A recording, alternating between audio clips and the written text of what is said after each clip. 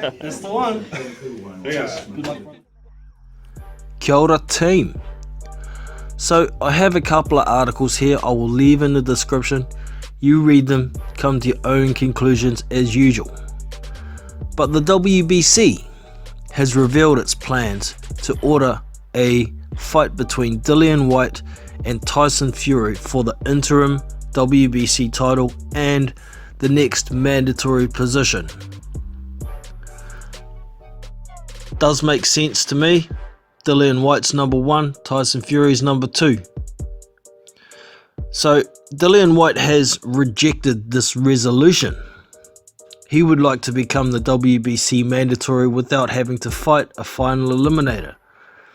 He believes he's taken the right fights to get where he needs to be, and he missed out on his chance against Dominic Breazeale because he was bumped up to fight Deontay Wilder when the Fury-Wilder rematch fell through.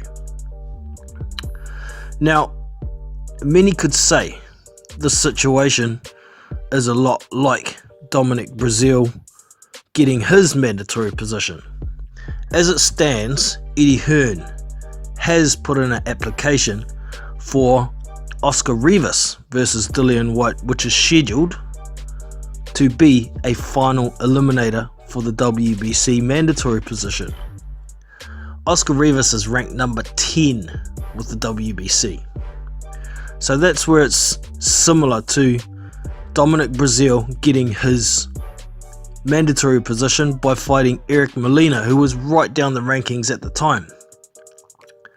However, the difference is Dominic Breazeale had got a contract to fight Bermane Stiverne for the mandatory position, and when Luis Ortiz popped dirty for his blood pressure medication, Bermane Stiverne got the call up and Dominic Breazeale missed out on his opportunity that he was contracted to fight for, right?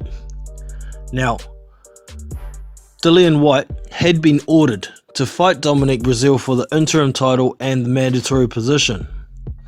When the Fury versus Wilder fight fell through, Dominic Breazeale got bumped up, but Dillian Whyte didn't have a contract to fight Dominic Breazeale as yet. They hadn't got that far along. So that's where the difference lies. And according to WBC statements, because Breazeale was contracted to fight Stiverne and missed out on his opportunity, he's legally obliged to get his shot at the mandatory position. Dillian Whyte didn't have that contract, so it's different. I wouldn't mind so much if Rivas versus Whyte was stipulated as a final eliminator. It wouldn't bother me too much. I think Whyte has fought a lot of decent fights, and it makes sense that he could be given the mandatory position through that route. But I am sick of Dillian Whyte whining and bitching about, no, they've done this, or they've done that, or they haven't done this and they haven't done that. I'm sick of it. He took money fights after fighting Helenius. If he was that interested in getting the WBC mandatory position, he should have been communicating with the WBC after beating Helenius and asking what fights does he need to take to get that mandatory position. Now, don't forget also, the WBC had offered Dillian Whyte versus Luis Ortiz for the second mandatory position. So if he had have taken that fight and won that fight when it was offered to him, he wouldn't be in this situation to start with. Yes, Dominic Breazeale would still have got his shot as he's getting on May 18th, but Dillian Whyte would already have the next mandatory spot, and then he could fight whoever he wants. He could have chased money fights like the Joseph Parker fight and be in the situation without having all the moaning and bitching. But it is what it is.